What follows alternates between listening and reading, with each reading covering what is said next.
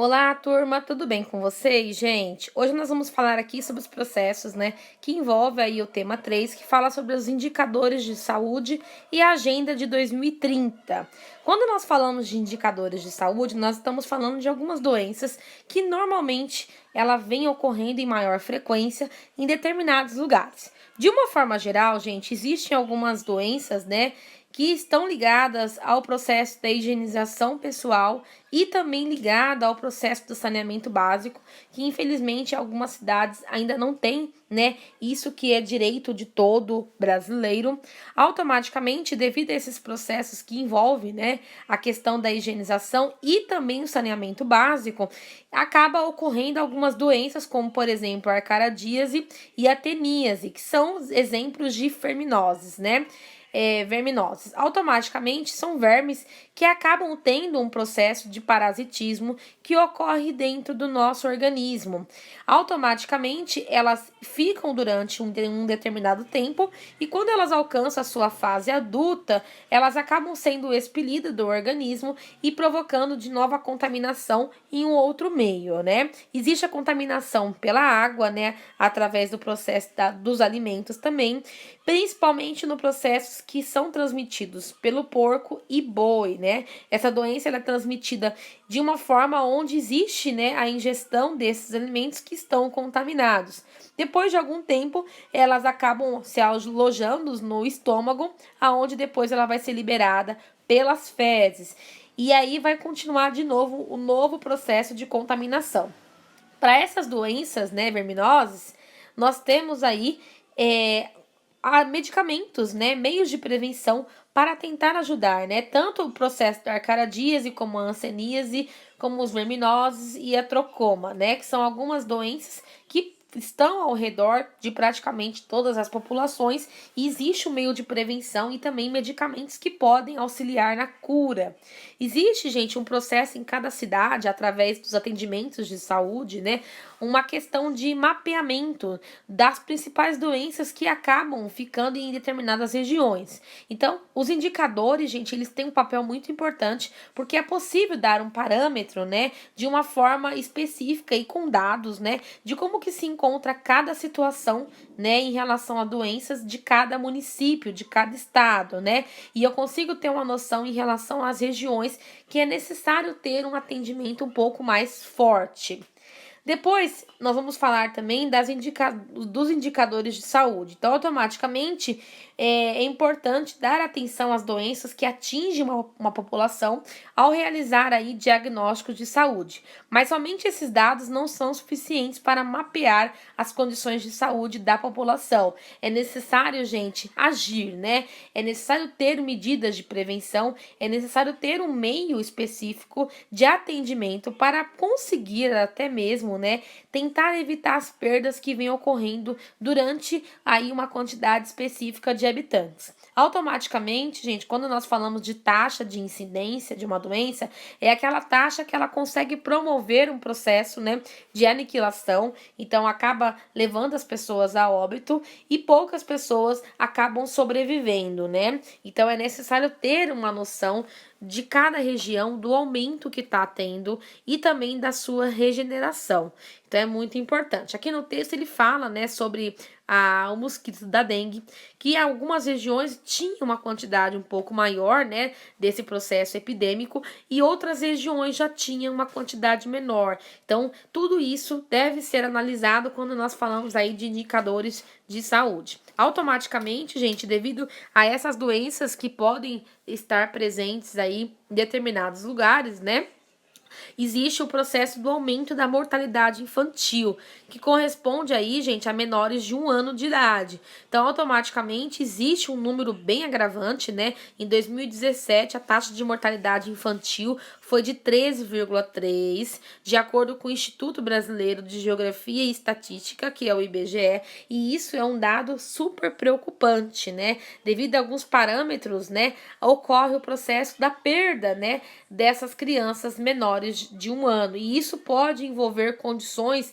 no desenvolvimento socioeconômico e na infraestrutura ambiental da população, e acaba mexendo com a qualidade dos recursos que são voltados para a saúde da mãe e da população infantil. Esse indicador, gente, para o Brasil, ele é muito alto, né? Em 1940, a taxa de mortalidade infantil era de 147 mortos, né, para 1.000 bebês nascidos vivos. A partir de meados de 1940, o país passou a ter uma queda na taxa de mortalidade e parte por conta da descoberta de uso aí de antibiótico durante o processo, né, da gravidez. Então, durante o processo da vacinação, percebeu que houve aí a diminuição. A campanha e evolução da taxa de mortalidade infantil entre os anos de 2000 e 2016. Então, entre 2000 e 2016 foi possível identificar que houve uma diminuição, né, na taxa de mortalidade por conta dos cuidados que o governo teve com as gestantes, né?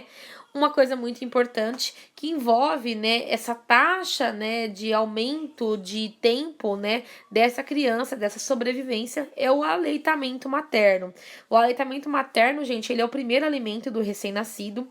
Esse líquido ele é muito precioso, ele possui muitos componentes com ação anti-inflamatória, bactericida, que protege o bebê contra diversas doenças e infecções. Além disso, ele é capaz de possuir aí anticorpos e é rico em nutrientes necessários ao desenvolvimento do bebê.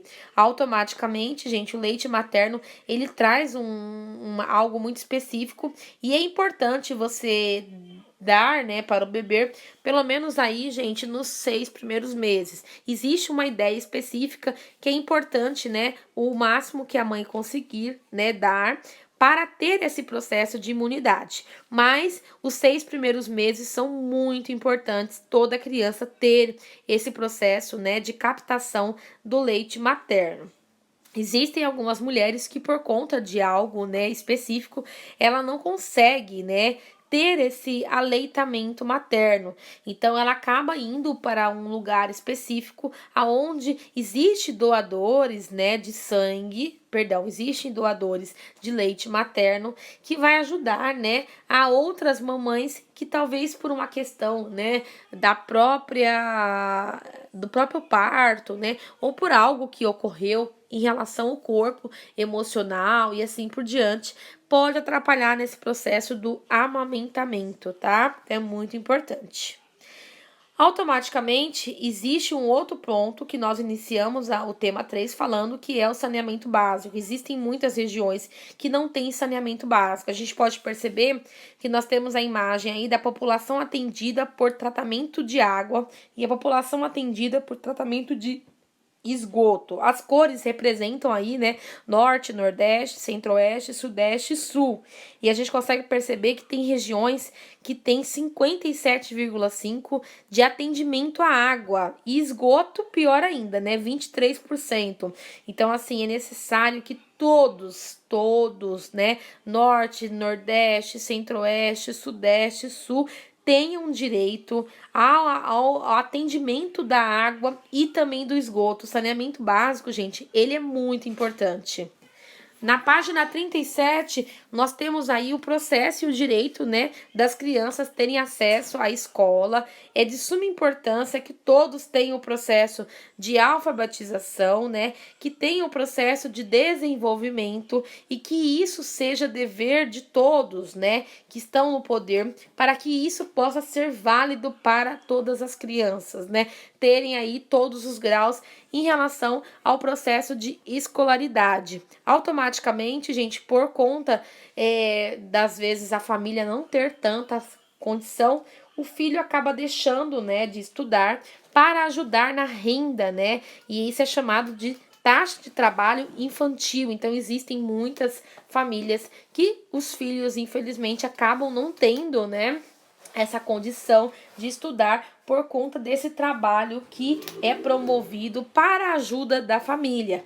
E pensando nisso, existem programas de transferência de renda que auxiliam e beneficiam pessoas e famílias em situação de pobreza, né, e ajuda na questão, né, de atendimento tanto na área educacional, da saúde e na assistência social, que permite que essas crianças e adolescentes possam ser matriculadas sem perder, né, esse processo tão importante de desenvolvimento.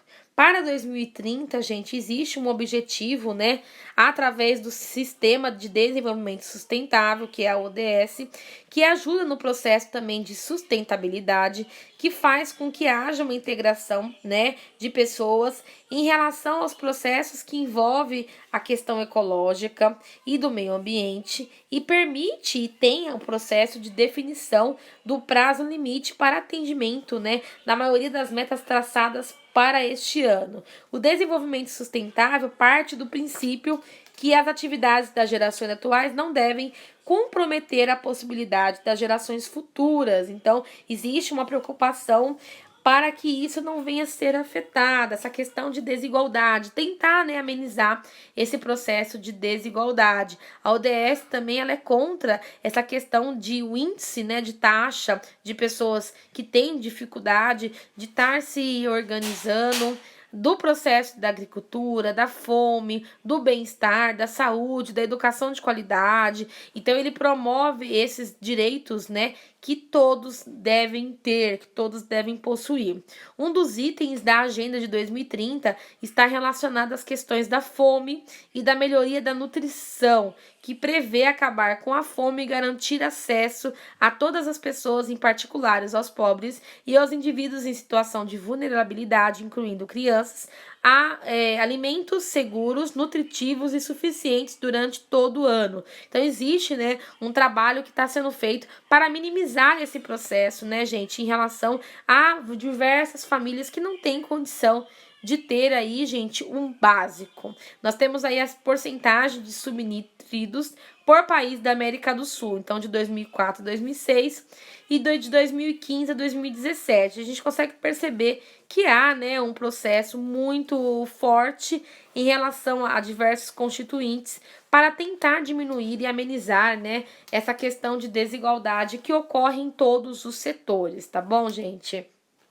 Com base na saúde, né, que está previsto na agenda de 2030, segue algumas metas, né, gente? Acabar com as mortes evitáveis de recém-nascido e crianças menores de 5 anos de todos os países e reduzir também a taxa de mortalidade. Acabar com as epidemias de AIDS, tuberculose e doenças trópicas negligenciadas, combater a hepatite, doença transmitida pela água e outras transmissíveis, reduzir pela metade as mortes e os ferimentos globais por acidentes em estrada, assegurar o acesso universal aos serviços de saúde sexual e reprodutiva, incluindo planejamento familiar, informação e educação, bem como a integração de saúde, que está ligada aos programas nacionais. Atingir a cobertura universal de saúde em todos os aspectos, tá, gente? Não só na questão de medicamento, como também de vacinação. Reduzir o número de mortes e de doenças por produtos químicos e apoiar a pesquisa de desenvolvimento de vacinas e medicamentos para doenças transmissíveis e não transmissíveis. Então, existe uma ideia muito bacana que é necessário que tenha uma junção dos governantes, né, de geral, de todas as pessoas que estão no poder responsáveis para que isso venha acontecer. Tá bom, gente?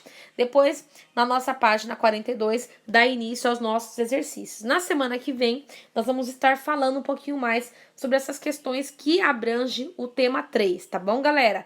Muito obrigado e até a semana que vem.